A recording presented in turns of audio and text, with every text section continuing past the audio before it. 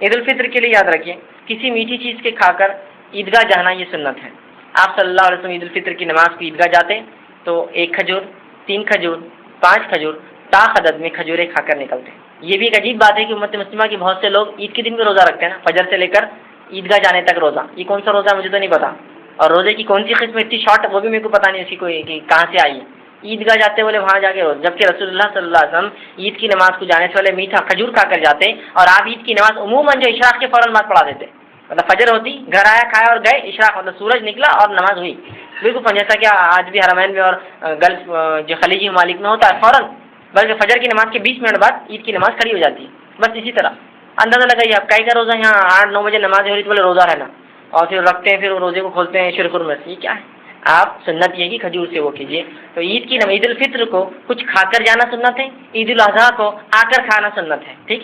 اور عید الفطر کو میٹھا کچھ نہ کچھ کھا کے جانا سنت ہے. عید الاضحیٰ میں آ کر جو جانور ذبح کرے اسی کی کلیجی بناتے اللہ کے رسول اور کھاتے, یہ سنت ہے. کوشش کیجیے چیزوں پہ عمل ہم کریں. تو کچھ کھا کر جانا, اور عید کے دن کو روزہ نہیں ہوتا, یہ حرام دن ہے روزے کے اعتبار. جو ہے 5 دن ایسے ایام ہیں جن میں روزہ رکھنا حرام ہے. ایک عید الفطر, دوسرا عید الاضحیٰ, اور باقی ایام تشریق کھانے پینے کے دن جو ہوتے ہیں جو عید الاضحیٰ کے بعد چلتے ہیں. 10 جو ہے تاریخ جو ہوتی ہے عید کی, عید الاضحیٰ جس کو ہم کہتے ہیں, تو یہ تو ہوا ذی الحجہ کے مہینے کی عید کا دن. اس کے بعد 11 ذی الحجہ, 12 ذی الحجہ اور 13 ذی الحجہ, یہ ایام تشریق ہے, کھانے پینے کے دن ہے. تو یہ 4 دن ایک ساتھ آتے ہیں, اور عید الفطر 5, یہ 5 دن روزہ رکھنا حرام ہے, یاد رکھیے. تو عید کے دن کوئی روزہ نہیں ہوتا. اتنا چھوٹا روزہ تو ہوتا ہی نہیں کسی بھی حال میں, ٹھیک. جو لوگ رکھتے ہیں اکثر لوگ سمجھتے روزہ رہتا اور پھر کھجور کھانا, روزہ کھولنا اور پھر عیدگاہ جانا, درست نہیں ہے. کوئی روزہ نہیں عید کے دن. تو میٹھی چیز کھا کر آپ جائیں گی, بالخصوص کھجور, اور ابھی طاق عدد میں 1 3 5, ٹھیک ہے. لیکن سلسلے کو جاری ہی مت رکھیے آپ. 1 کھا لیا, 2 کھا لیا, 3 کھا لیتا, 4 کھا لیا, 5 کھا لیتا, 6, اور کھجور کھاتے بیٹھے ہوئے آپ ادھر, ٹھیک. یہ درست نہیں. مقصد یہ کہ آپ کچھ کھا کر جائے, رسول اللہ کو بتانا تھا یہ چیز, ٹھیک. اسی طرح نماز عید کے لیے پیدل جانا اور پیدل واپس آنا سنت ہے. سواری پہ جانا آنا کوئی حرام نہیں ہے, کوئی غلط عمل بھی نہیں ہے, لیکن اگر آپ پیدل جا سکتے ہو اور آ سکتے ہو تو یہ زیادہ بہتر ہے, اور یہ سنت کا درجہ رکھتی ہے. رسول اللہ صلی اللہ علیہ وسلم عیدگاہ جاتے اور آتے پیدل, اور ایک راستے سے جانا اور دوسرے راستے سے آنا یہ بھی سنت ہے. مطلب جاتے وقت ایک راستہ اختیار کیجیے, آتے وقت دوسرے راستے سے آئیے, ٹھیک ہے. یہ بھی سنت ہے, کوشش کرے کہ اس سے عمل کرے. اسی طرح عیدگاہ جانے آنے کا راستہ بدلنا یہ بھی سنت ہے. نماز عید کو بستی سے باہر عیدگاہ میں پڑھنا یہ سنت ہے, اور اللہ کے رسول ہمیشہ اس کو بستی سے باہر کھلے میدان میں پڑھتے تھے, جو کھلا ہوا آسمان کے نیچے کوئی چیز. تو کوشش کریں ہم اور آپ بھی کہ ہم کھلے میدان میں جو کہ عیدگاہ ہوتے ہیں, عیدگاہ میں جا کر یہ نماز پڑھنے کی جو کوشش کریں, ٹھیک ہے. نماز عید کے لیے خواتین کا بھی جانا جو ہے یہ سنت ہے, اور بلکہ کچھ نہ ہو سکے تو کم از کم عید کے دن تو خواتین نماز کو ضرور جائے گی. عید کے اس لیے کہ یہ اجتماع شہر کے لیول پر اجتماع ہوتا ہے, کم از کم عید کے دن جائیں. اور نبی اکرم صلی اللہ علیہ وسلم فرماتے ہیں, حدیث میں یہ الفاظ ہے, حضرت ام عطیہ رضی اللہ عنہا یہ فرماتی ہے, سے روایت ہے کہ رسول اللہ صلی اللہ علیہ وسلم ہمیں حکم دیا, کیا حکم دیا, کہ دونوں عیدوں کے دن ہم حیض والی اور پردہ نشین یعنی تمام عورتوں کو عیدگاہ لے جائیں. آپ انداز لگائیے نبی اکرم صلی اللہ علیہ وسلم کیا حکم دے رہے, اس حکم کی حد دیکھیے کہ وہ فرما رہے کہ رسول اللہ حکم دیتے تھے عید کی نماز کے لیے تمام عورتیں عیدگاہ جائے, حتیٰ کہ پردہ نشین مطلب بڑی عورتیں, بالغ عورتیں, اور چھوٹی جو پردہ نہیں کرتی وہ بھی, اور حیض والی عورتیں بھی جائیں. دیکھیے اندازہ لگائی, حیض والی عورت نماز نہیں پڑھ سکتی ہم جانتے ہیں, لیکن عیدگاہ مسجد نہیں ہوتی, اس لیے آ سکتی ہے اس کے اندر. مسجد میں ایسی عورت نہیں جائیں گے, لیکن عیدگاہ آ سکتی, عیدگاہ مسجد نہیں ہوتی ہے, ٹھیک. حیض والی عورتوں کو بھی حکم دیتے کہ مسجد جائے, عیدگاہ انہیں لائے تاکہ وہ مسلمانوں کے ساتھ نماز اور دعاؤں میں شرکت کریں. جو غیر حیض والی عورتیں ہوں گی وہ نماز پڑھیں گی, اور حیض والی عورتیں دعاؤں میں شرکت کریں گی جب امام خطیب جو ہے خطبے کے اندر دعا کریں. بات سمجھ میں آ رہی؟ کتنی تاکیدی حکم ہے یہ, کہ رسول اللہ ہمیں حکم دیا کرتے کہ تمام عورتوں کو, حیض والی بغیر حیض والی مطلب جو پاک ہے جو ہے سب کو لے جائے. کہاں لے جائے؟ عیدگاہ. کم از کم کچھ نہیں تو عیدگاہ تو کم از کم سال میں ایک بار عورت آئے اور مسلمانوں کے اجتماع میں شامل ہو اور امام کی دعاؤں میں شرکت کرے, یہ ضروری ہے, یاد رکھیے. لیکن یہ سنت کو ہم نے بھلا دیا. آج عیدگاہوں میں سب سے پہلے تو کوئی نظم نہیں بے پردہ کیوں یہ ہوں گی فلاں ہوں گی. دیکھیے شریعت نے جب حکم دے دیا, نظم کرنا آپ کا کام, نظم کرنا. ہم سے اگر کوئی چیز نہیں ہوئی تو شریعت پر الزام مت لگائیے. یہ بات بالکل درست ہے کہ ایک عورت کے لیے افضل ہے کہ اپنے گھر پہ نماز پڑھے, لیکن یہاں تاکیدی ہو رسول اللہ ذرے نکالا کرو, لاؤ ان کو مسجد میں, عیدگاہ کے اندر لایا کرو عید کے دن. حتیٰ کہ جو پردہ نشین ہیں عورتیں جن پہ نماز فرض ہے, اور وہ عورتیں جو حیض والی ان کو بھی لاؤ. یہ لوگ الگ بیٹھیں گی یہ عورتیں, اور امام کی دعاؤں میں شامل ہوں گی جب خطیب دعائیں کریں, اور باقی لوگ عورتیں نماز پڑھیں. پتہ چلا کہ عورتوں کو بھی چاہیے کہ عیدگاہ جائیں.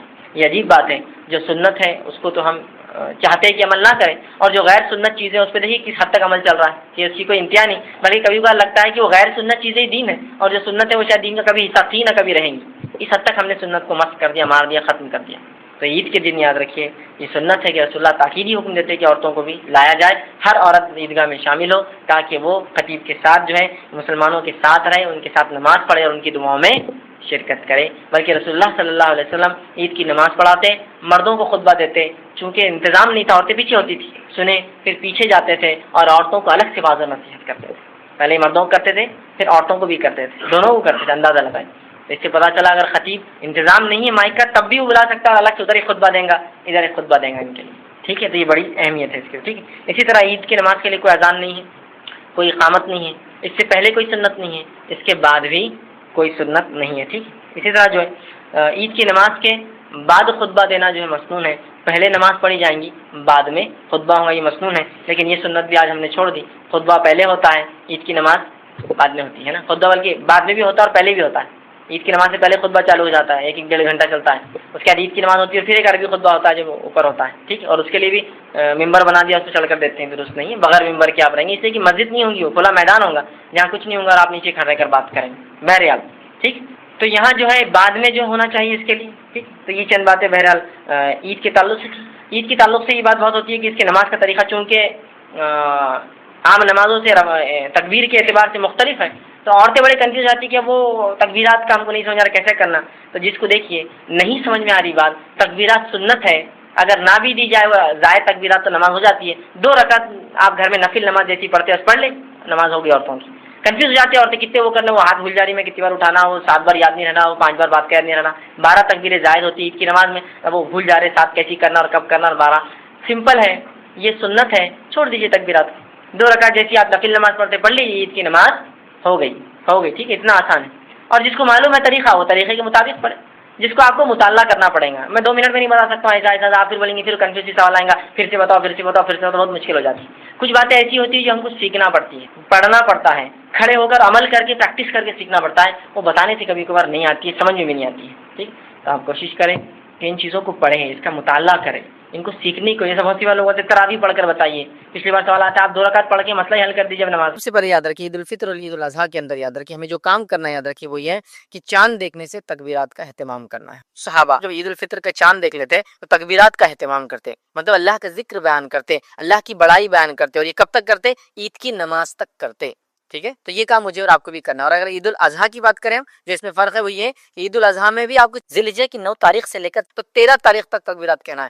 عید الفطر میں تکبیرات کا معاملہ ہوا چاند دیکھنے کے بعد سے شروع، ویسے رمضان کا مہینہ چل رہا ہے تو آپ نمازیں پڑھ رہے ہیں، روزے رکھ رہے ہیں، قیام اللیل، وہ سب ہو ہی رہا ہے، لیکن تکبیرات اور بیان کریں، مطلب جو کثرت سے اللہ کا ذکر کیا رمضان میں اس کو کنٹینیو رکھ رہے ہیں تکبیرات کی شکل میں۔ اور عید الاضحیٰ کے اندر ذی الحجہ کی 9 تاریخ سے لے کر تو 13 تاریخ تک ہم کو تکبیرات کہنا، اور یہ سنت سے ثابت ہے، صحابہ وغیرہ اس کا خوب اہتمام کرتے تھے، تو لہٰذا ہم بھی تکبیرات کا خوب اہتمام کریں۔ یاد رکھیں یہ کام ہم کو سب سے پہلے کرنا چونکہ اللہ کی بڑائی ہے، اور یقیناً انسان جو ہے اس کے دنیا میں بھیجانے کا مقصد اللہ رب العزت کی عبادت ہے، اور نبی اکرم صلی اللہ علیہ وسلم نے ذکر کرنے والے کے اللہ کی بڑائی بیان کرنے، تسبیحات بیان کرنے والے کے، ذکر کرنے والے کی مثال دی ہے زندہ سے، اور جو ذکر نہیں کرتا اللہ کا وہ میت ہے، وہ مردہ ہے، ٹھیک ہے؟ تو لہٰذا ہم کو اللہ کا ذکر کرنا ہے۔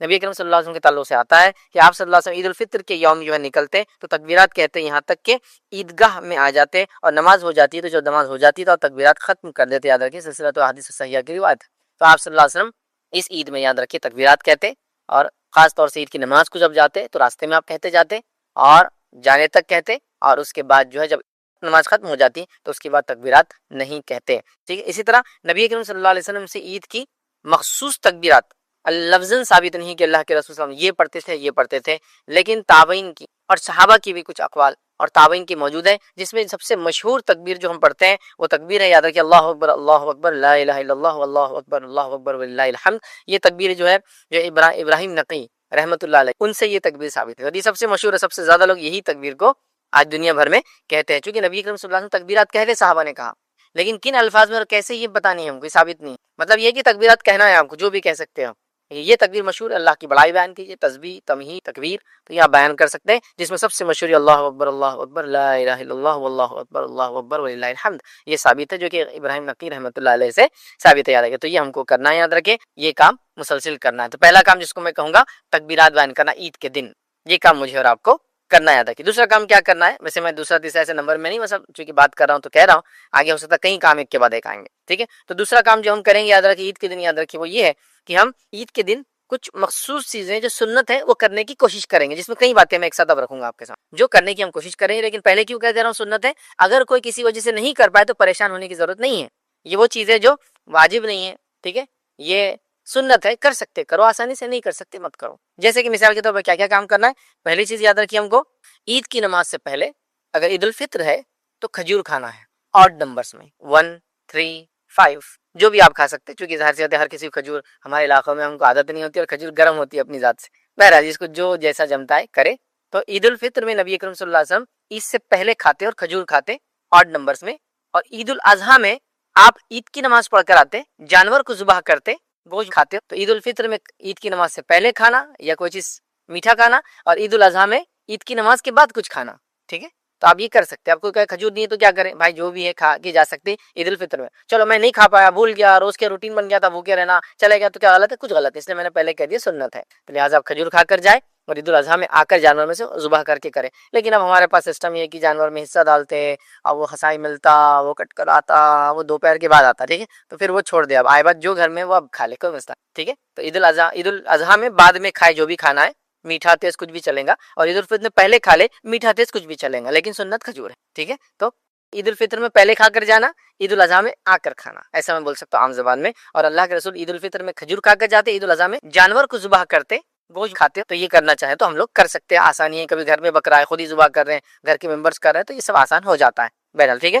تو عید کی تیاری میں کھانے کے بارے میں کچھ باتیں میں نے رکھ دی. اس کے بعد یاد رکھیے عید الاضحیٰ ہے تو یہ نماز کے بعد بولی جائیں گے, لیکن میں نے چونکہ کھانے کی بات تھی تو پہلے رکھ دی اس بات کو. دوسرا کام کیا کرنا ہے یاد رکھیے آپ کو, یہ غسل کر لیں اور جو اچھا لباس اویلیبل ہے پہن لیں. عید کی نماز سے پہلے غسل کر لینا چاہیے. بیمار ہے آپ نہیں کر سکتے, پانی نہیں ہے, یہ نہیں ہے, وہ نہیں ہے, کچھ بھی ایکس وائی زی چیزیں ہو سکتی ہیں. ہمارے علاقوں میں اکثر عید کے دن لائٹ چلی جاتی ہے, وہ کوئی دشمنی سے نہیں جاتی ہے. اتنے زیادہ لوگ گیزر چلاتے اور استریاں چلاتے ہیں کہ وہ فیوز اڑ جاتا ہے, ڈاؤن ہو جاتا ہے, یاد رکھیے, ٹھیک ہے. کوئی دشمنی سے نہیں کر رہا, چونکہ کیا ہے عمومی طور سے گیزر کب چلتے ہیں, کوئی 8 بجے نہا رہا ہے, کوئی 7 بجے نہا رہا ہے, کوئی 10 بجے, کوئی نہیں نہا رہا ہے. ایسا ہوتا ہے عید کے دن سب نہا رہے ہیں, سب استری کر رہے ہیں, تو کیا ہوتا ہے اوور لوڈنگ ہو جاتی ہے, ہو جاتا ہے. بہرحال تو آپ کچھ بھی ہو سکتا ہے, اس کی وجہ سے آپ نہا نہیں پائے, ٹھیک ہے. اچھے کپڑے, تو جو نہا سکتا ہے نہائے, اور اچھے کپڑے زیب تن کرے, مطلب اپنے جسم پر ڈالے.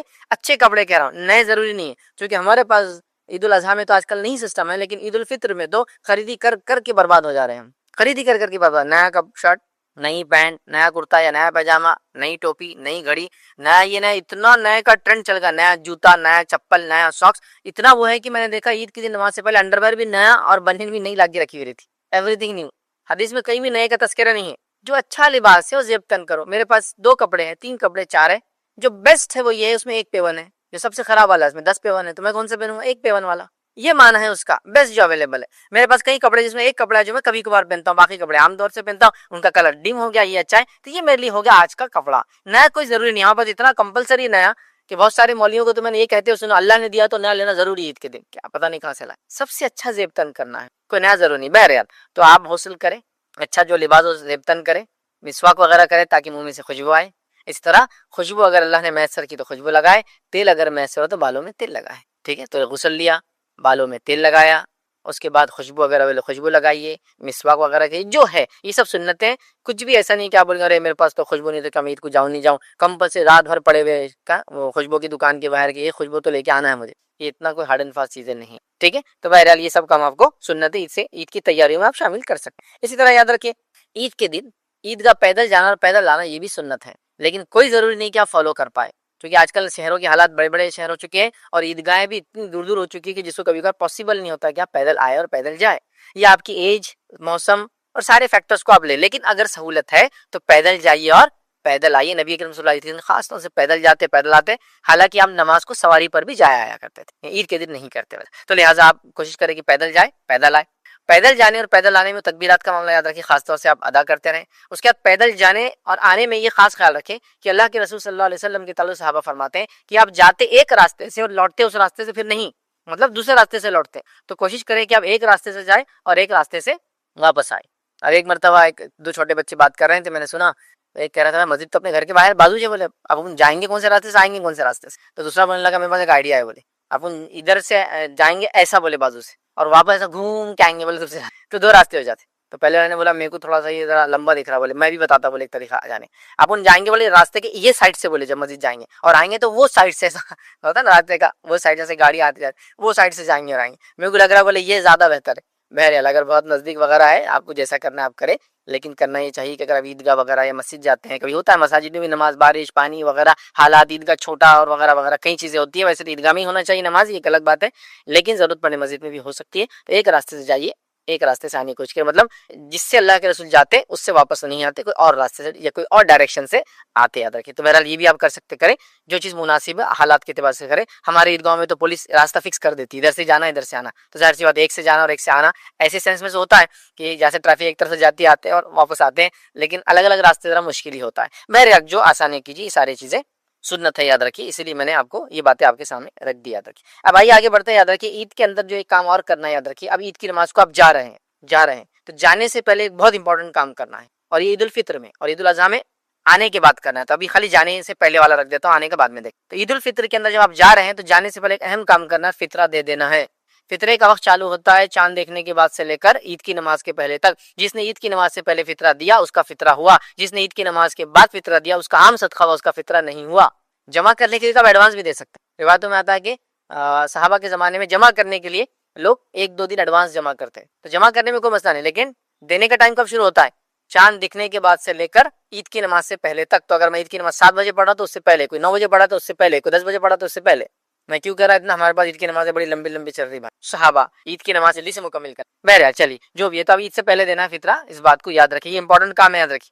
اب عید الفطر سے پہلے اس کا اسی فطرے کی وجہ سے اس عید کا نام کیا پڑا؟ عید الفطر پڑا، یاد رکھیے. بڑا اہم ہے، اس کو زکات الفطر بھی بولتے ہیں، یاد رکھیے. صدقہ فطر بھی بولتے ہیں، یاد رکھیے. ٹھیک ہے، تو یہ بڑی اہم چیز ہے. اس کا ثواب، اس کا اجر کیا ہے؟ ویسے اس پر لیکچر نہیں ہے ابھی، لیکن مختصر بتا رہا ہوں. وہ یہ ہے کہ جو لرزشیں، کوتاہیاں، کمزوریاں روزہ رکھنے میں ہوئی ہے، یہ اس کا کفارہ بن جاتا ہے. ہر آدمی دینے کی کوشش کرے. بہت مختصر، اس کے مسائل میں جانے کا ٹائم نہیں ہے. آپ 2.5 کلو سے لے کر 3 کلو کے رینج میں جو دینا ہے مختصر آپ جو ہے کسی غریب کو ڈھونڈ کے دے دے، پہلے سے طے کر لے. عید کا چاند دیکھا اس کے بعد فوراً لے جا کے اس کو پہنچا دے. تو یہ بڑا اہم کام کرنا تھا آپ کو، اور میں نے آپ کے سامنے رکھ دیا. اب کیا کرنا ہے؟ اب عید کی نماز کے لیے ہم جا رہے ہیں، جانے کا طریقہ بھی ہوگا. اب کیسے پڑھیں وہ بھی بہت مختصر شارٹ میں لیتا ہوں. دونوں عید کی نماز یاد رکھیے ایک جیسی ہے. ٹھیک ہے، عید کی نماز یاد رکھیے 2 رکعت ہوتی ہے، اور دونوں عید کی نمازیں ایک جیسی ہیں. اس میں کوئی ایسا فرق نہیں ہے. دونوں عید کی نماز، عید کی نماز کیا یاد رکھیے؟ عید کی نماز یاد رکھیے صرف فرق اتنا ہے کہ اس میں 12 زائد تکبیرات ہوتی ہے. 12 زائد تکبیرات، اللہ اکبر، یہ زیادہ ہوتا ہے اس میں. اور وہ کب کب ہوتا ہے میں آپ کو بہت آسانی سے بتاتا ہوں. اور فار ایگزامپل، یہ بات میری سن لے جو لوگ، کہ بھائی میں اگر زائد تکبیرات میں گڑبڑ کر دوں تو کچھ نہیں ہوتا ہے. 12 کی جگہ 11 ہوگی، کچھ نہیں ہوتا ہے. 11 کی جگہ 15 ہوگی، کچھ نہیں ہوتا ہے. تو غلطی سے ہو گیا، یاد نہیں رہا، کنفیوز ہو گیا، تو ڈریے مت اس سے. ایسا ہوتا ہے لوگ ڈر جاتے ہیں، تکبیرات الگ ہوئی تو کیا نماز ضائع ہوگی؟ نہیں، کچھ نہیں ہوتا ہے. اور بالفرض کسی کو کچھ یاد نہیں آ رہا اور کنفیوز ہو گیا اب کیا کروں، تکبیرات سمجھ میں نہیں آ رہے، بغیر زائد تکبیرات کی پڑھ لے بھی تو نماز انشاءاللہ تھی. لیکن یہ سنت ہے 12 زائد تکبیرات. چونکہ اللہ نے ایک بڑا دن دیا ہے، ایک تہوار دیا ہے، ایک خوشی کا دن دیا ہے، تو اللہ کی بڑائی. ہمارے پاس تو ہر خوشی کے اندر اللہ کی بڑائی بیان ہوتی ہے سب سے پہلے، تو ہم اس کی بڑائی بیان کر رہے ہیں. 12 تکبیرات کیسے کرنا؟ بہت ایزیسٹ وے. پہلی رکعت کے اندر 7 تکبیریں بولنا، دوسری رکعت کے اندر 5 تکبیریں زائد بولنا. کتنا آسان ہے، ہو گئی 12 زائد تکبیرات. 12 زائد تکبیرات کے اندر آگے پیچھے ہونے سے کوئی مسئلہ نہیں ہوتا انشاءاللہ. اور اسی کے ساتھ یہ بات بھی آپ کو جو بتا دوں کہ ان 12 زائد تکبیرات کے اندر عبداللہ بن عمر رضی اللہ عنہما رفع دین کیا کرتے تھے. اسی طرح نماز جنازہ کے اندر بھی عبداللہ بن عباس کے تعلق سے آتا ہے رضی اللہ عنہما، ان کے تعلق سے، اور عبداللہ بن عمر رضی اللہ عنہما کے تعلق سے آتا ہے. یہ دونوں یاد رکھیے رفع دین کرتے تھے. سمجھ گیا کتنا ایزی طریقہ ہے، کوئی اس میں مشکل نہیں. لوگ ڈر جاتے رہے وہ 2 رکعت ہے، 2 رکعت سمپل نفل نماز جیسی پڑھتے، سنت پڑھتے ہو جیسی ہے، بس تکبیرات زائد ہے. فرسٹ میں 7، سیکنڈ میں 5 اینڈ فنش ہو گیا. اتنا آسان ہے، یاد رکھیے اس میں کوئی فرق نہیں. 2 رکعت نفل نماز ایک طرح سے، 12 زائد تکبیرات کے. ٹھیک ہے، تو چلیے نماز عید کا معاملہ یاد رکھیے ہو گیا. اب عید کی نماز کے بعد یاد رکھیے، عید کی نماز کے بعد یا عید کی نماز سے پہلے اور عید کی نماز کے بعد یاد رکھیے کوئی دوسری نماز ثابت نہیں ہے، یاد رکھیے. ٹھیک ہے، عید کی نماز سے پہلے اور عید کی نماز کے بعد عیدگاہ میں یا جہاں عید کی نماز پڑھی جاتی ہے وہاں کوئی دوسری نماز ثابت نہیں ہے. یہ بات کو آپ یاد رکھیں. لیکن ایک روایت ملتی ہے کہ نبی اکرم صلی اللہ علیہ وسلم گھر آنے کے بعد عید کی نماز کے بعد 2 رکعت نماز پڑھتے تھے، جس کے تعلق سے ابن ماجہ کی روایت ہے. ابو سعید خدری رضی اللہ عنہ کے راویوں کہتے ہیں کہ نبی اکرم صلی اللہ علیہ وسلم جب گھر آ جاتے تو 2 رکعت پڑھتے. تو جو کوئی پڑھنا چاہے تو یہ سنت کو بھی آپ ریوائیو کر سکتے ہیں. ابھی لوگ آج کل نہیں پڑھتے، عید کی نماز پڑھتے ختم. عیدگاہ میں اس کے علاوہ کوئی نماز نہیں. عید کی نماز سے پہلے اور عید کی نماز کے بعد عیدگاہ میں کوئی نماز نہیں، یاد رکھیے. لیکن کوئی شخص اگر घर पर आ जाता है पढ़ना चाहे तो अबू सईद खुदरी रज़ी अल्लाह अन्हु की रिवायत इब्न माजा की, इससे पता चलता है 2 रकात नबी अकरम सल्लल्लाहु अलैहि वसल्लम ईद की नमाज के बाद भी नमाज घर पर आके पढ़ते, ईदगाह में नहीं पढ़ते थे। और अगर आप ईदगाह में नमाज नहीं पढ़ते हुए मस्जिद में नमाज पढ़े और मस्जिद में नमाज पढ़ने की वजह से आप तहियतुल मस्जिद पढ़ना चाहें तो आप पढ़ सकते हैं, क्योंकि अब ये ईदगाह नहीं है, मस्जिद है। बहरहाल, लेकिन आपको लग रहा है इख्तिलाफ हो जाएगा, लोग बोलेंगे क्या नया तमाशा कर रहा है आदमी, तो मत पढ़िए, चूंकि इल्म की बड़ी कमी है हमारे इलाकों में। ईद की नमाज से पहले और बाद ईदगाह में कोई नमाज नहीं है। अगर आप मस्जिद में पढ़ते तहियतुल मस्जिद वगैरह आप पढ़ सकते हैं। और नबी अकरम सल्लल्लाहु अलैहि वसल्लम साबित है कि आप घर जाकर ईद की नमाज के बाद घर पे 2 रकात पढ़ते, लेकिन फिर भी ये सुन्नत है, कोई ना भी करे तो मसला नहीं, को करना चाहे तो जरूर कर सकता है। तो ये बात भी पूरी कंप्लीट होगी हमारी। अब ईद की नमाज के बाद एक इंपॉर्टेंट अमल अब है, जैसा ईद की नमाज से पहले एक इंपॉर्टेंट अमल था फितरा देना ईद उल फित्र में। अब ईद उल अजहा में ईद की नमाज का इंपॉर्टेंट अमल है वो है कुर्बानी। अब मैं इसको क्यों कर रहा हूं इंपॉर्टेंट अमल है कुर्बानी, मैं तो कर ही नहीं रहा हूँ, समझ लीजिए, तो फिर मेरे लिए क्या इंपॉर्टेंट रहा उस दिन, मतलब मैं नहीं कर रहा हूँ तो मेरे लिए कुछ नहीं, जो कर रहा है उसके लिए इंपॉर्टेंट अमल है। वो क्या है मालूम आपको, वो ये है कि ईद की नमाज से पहले कुर्बानी नहीं होती है, कुर्बानी सिर्फ ईद की नमाज के बाद होती है, इसलिए मैं कह रहा हूँ इंपॉर्टेंट चीज। जैसा ईद उल फित्र का फितरा ईद की नमाज से पहले देना है, बाद में वो आम सदका हो जाता है, तो उसी तरह अगर कुर्बानी नमाज के पहले दे दी गई तो आम कुर्बानी होगी, मतलब जबिया हो गया, आम खाने के लिए हलाल हो गया, कुर्बानी अदा होनी है। एक सहाबी थे, कुर्बानी कर दी और घर से निकली नमाज के लिए, अल्लाह के रसूल ने कहा क्या तूने कुर्बानी कर दी, तो हाँ कर ली, तो कहा ये आम जबिया हुआ, नमाज से पहले ईद की कुर्बानी नहीं होती। तो लिहाजा आप खुद कर रहे हैं तो ये तो ठीक है, फिर आप आके करेंगे, लेकिन आप खुद नहीं कर रहे, आपने एक बुचर को या खसाब को अपॉइंट कर दिया या कहीं आपने हिस्सा डाल दिया। अब वो जनाब तो पढ़ लिए फजर के बिल्कुल बाद, इशराक होते ही जो है 6 बजे फजर थी, इशराक समझो आखिरी वक्त था, 6:30 मतलब 6:25 6:30 को जो है इशराक का वक्त, मतलब उन्होंने जब फजर अपनी जो पढ़ ली ईद की नमाज 6:40 को वो आ गए सल्ला देने के लिए, जुबा करने के लिए, और आप अभी सोते पड़े 8 बजे के चक्कर में, तो फिर नहीं होगा, उसको आपको बोलना पड़ेगा 8 के बाद, मैं बोलूंगा तब करना, उससे पहले हाँ। लेकिन किसी ने मल्टीपल हिस्से डाले एक जानवर में, तो बहरहाल उसमें जो भी इंसान सबसे पहले नमाज पढ़ ले, एक भी अगर पढ़ ले तो हो जाएंगे, वो एक अलग मसला। लेकिन अगर आपका खुद का बकरा है, भेड़ है, तो जाहिर सी बात आपका रहना जरूरी है, तो इस बात का खास ख्याल रखिए। अब ईद की नमाज के बाद आपकी कुर्बानी उससे पहले हो गया तो आम जबिया हुआ, ईद के बाद होगा तो कुर्बानी होंगी। फितरा भी सेम है, ईद के बाद देंगे नमाज के बाद तो आम सदका होगा, और वो लर्जी से और वो गुनाह माफ नहीं होंगे, जिसके ईद उल फित्र का ये फितरे का जो फायदा था, लेकिन आपको ये नमाज से पहले देना है, इसको नमाज के बाद करना है। तो जो फर्क है मैं आपको बीच बीच में रखता चल रहा हूँ। चलिए आगे बढ़ते हैं। अब आपने कुर्बानी वगैरह कर ली, और अगर ईद उल फित्र था तो आपने बस नमाज पढ़ ली, याद रखिए। अब उसके बाद लोगों से मेल मिलाप करना, मेल जोल करने में कोई हर्ज नहीं, कोई हर्ज नहीं। कुछ लोग मैंने देखा आज ये भी बातें कर रहे हैं कि ईद के दिन लोगों से मिलना बिदअत है, यार मतलब अब हद हो गई। तुमको बेसिक समाजियात, ह्यूमन सोशियोलॉजी का इल्म अगर हो तो तुम ये बात कभी नहीं कहूंगा। मैंने ये देखा वहाँ एक साहब बोल रहे थे बिदअत है बोले ईद के दिन लोगों से मिलने जाना, और मैं तो खासतौर से घर में बैठा रहता हूँ, बोले कहाँ से लोग ला ले रहे ये चीजें, नहीं लोगों से मेलजोल करना तो इस्लाम की फितरत का हिस्सा है। ईद की नमाज कैसे पढ़ी लोगों में, ईद की नमाज के बाद आऊंगे लोगों के साथ आऊंगे, घर में आऊंगे तो लोग मौजूद होंगे, मोहल्लों में रहूंगे तो लोग होंगे, भाई मुसलमान बोले तो अतराफ में उसकी आबादियां आती हैं, और इतना लोगों को मालूम कि मुसलमान अल्हम्दुलिल्लाह ये सोशल इतना ज्यादा सोसाइटी में होते हैं, इतने ज्यादा औलादे वगैरह पैदा करने की ख्वाहिशमंद होते हैं, इनका समाज इनकी सोसाइटी हमेशा बड़ी होती है कि यहाँ तक के कुछ लोगों ने गेम्स भी बनाए, हर गेम में एक पर्क रहता। पर्क क्या रहता, जैसा कि आपने 100 पॉइंट ले लिए तो आपको एक बंदूक मिल जाएंगी, पर्क। आपने फला किया तो एक आपको बड़ी तोप मिल जाएंगी, पर्क, मतलब कोई भी वॉर्स की गेम वगैरह।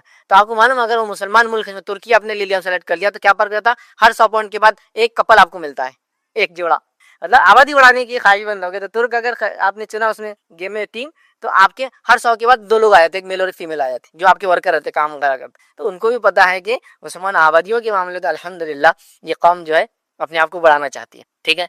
तो लिहाजा बोले मिलना नहीं, भाई ये कहाँ से ला रहे हो, जरा सीधे हो जाओ, एकदम सीधी सीधी बात है। मुसलमान है, इस्लाम है और आबादियां हैं, और मुसलमान का दीन, उसका उसकी इबादतें सब हमको सोशल बिहेवियर सिखाती है, तो मिलजुल होता है, याद रखिए। इमाम मालिक से किसी ने सवाल किया और कहा कि ये जो लोग तक़ब्बलल्लाहु मिन्ना व मिनकुम कहते हैं, इसके ताल्लुक से आप बयान कीजिए क्या है। आपसे पूछा गया तो आपने कहा ये कलिमात तो लोग एक ईद के दिन एक दूसरे को कहते हैं और हम लोग इसमें कोई हर्ज नहीं पाते हैं। इमाम मालिक से किसी ने मसला पूछा कि तक़ब्बलल्लाहु मिन्ना व मिनकुम पूछना कैसा है, तो वो क्या कह रहे हैं कि मदीना के अंदर हम लोग जो ईद के बाद जब मिलते हैं तो ये कहते हैं, मतलब ईद के बाद मिलते हैं तो ये कहते हैं, क्या कहते हैं, तक़ब्बलल्लाहु मिन्ना व मिनकुम, हमसे और अल्लाह तुमसे कबूल करे, या सिंगुलर तक़ब्बलल्लाहु मिन्नी व मिनक, अल्लाह मुझसे और तुझसे कबूल करे, या हमसे और तुमसे कबूल करे। ये प्लूरल और सिंगुलर कोई मसला नहीं, आप जो बोलना चाहे आसान है आपके लिए बोले।